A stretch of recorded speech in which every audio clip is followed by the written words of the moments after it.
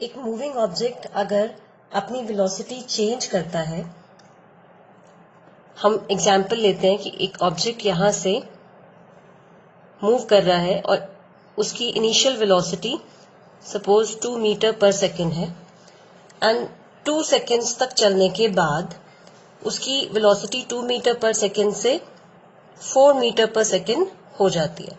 सो then 2 seconds में object की velocity 2 से 4 हो जाती है. So there is a change in velocity. इसको हम बोलते हैं कि उस बॉडी में एक्सेलरेशन है, वो एक्सेलरेट कर रही है. So acceleration is defined as the rate of change of velocity.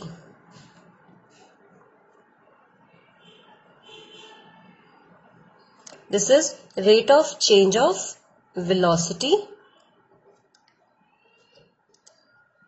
and formula is change in velocity upon time. So इस केस में ही अगर हम देखेंगे तो 2 सेकेंड्स में ऑब्जेक्ट की वेलोसिटी 2 से 4 हुई है. So change is 2 and divided by time. So this will be 1 meter per second square. Meter per second square is the unit of acceleration. Acceleration is a vector quantity और acceleration की direction वही होती है जो कि change in velocity की direction. That means object में जो वेलोसिटी में चेंज आएगा वो जिस डायरेक्शन में होता है उसी डायरेक्शन में एक्सेलरेशन एक्ट करता है.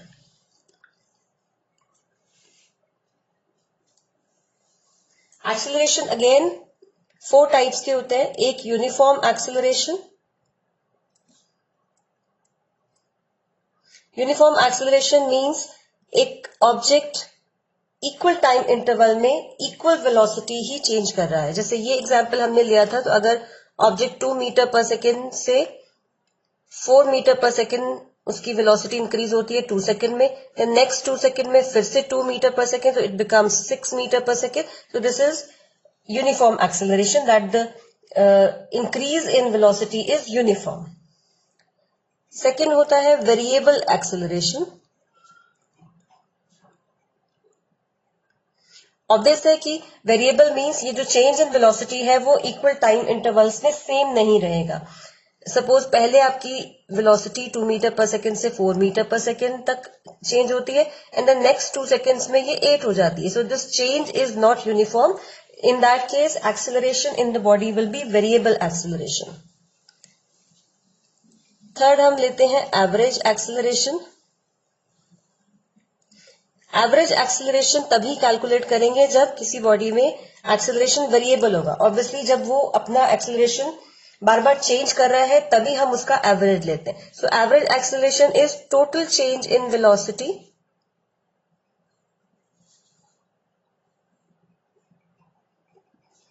Upon total time interval.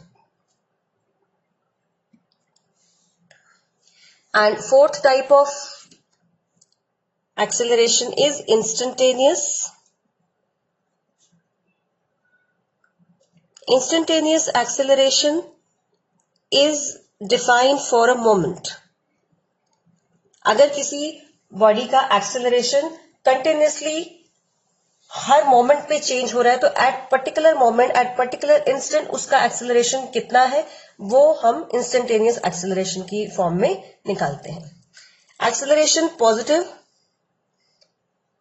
और नेगेटिव दोनों तरह से हो सकता है. अगर किसी ऑब्जेक्ट की वेलोसिटी इंक्रीज हो रही है then it will have positive acceleration, और अगर ऑब्जेक्ट की वेलोसिटी डिक्रीज हो रही है then it will have negative acceleration. ये जो क्वेश्चन है ये एवरेज एक्सेलरेशन के कॉन्सेप्ट पे बेस्ड है.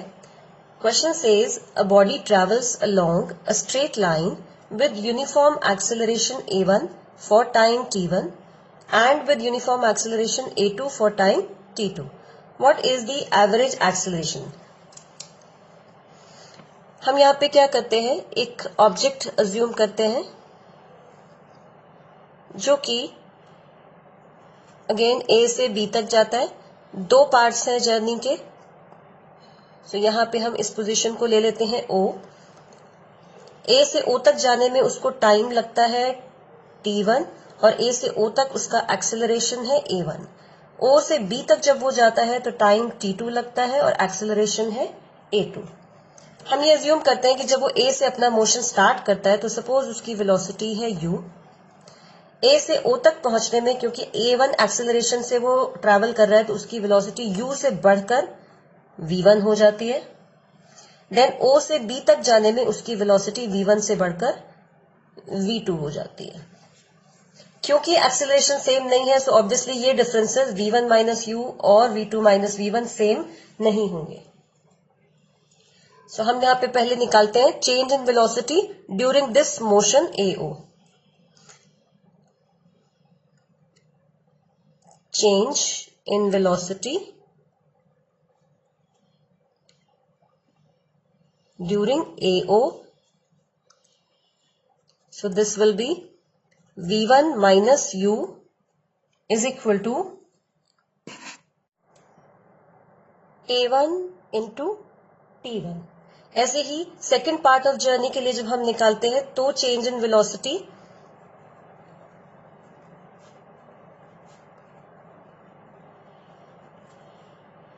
For OB this will be equal to V2 minus V1 and ये आपके पास आएगा A2 into T2।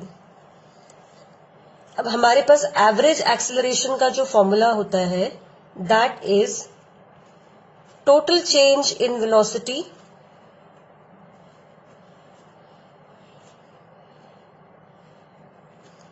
Upon total time. Total change in velocity is v2 minus u and total time is t1 plus t2। v2 minus u को हम लिख सकते हैं v2 minus v1 plus v1 minus u। ये दो equations को यहां पे हम ले रहे हैं।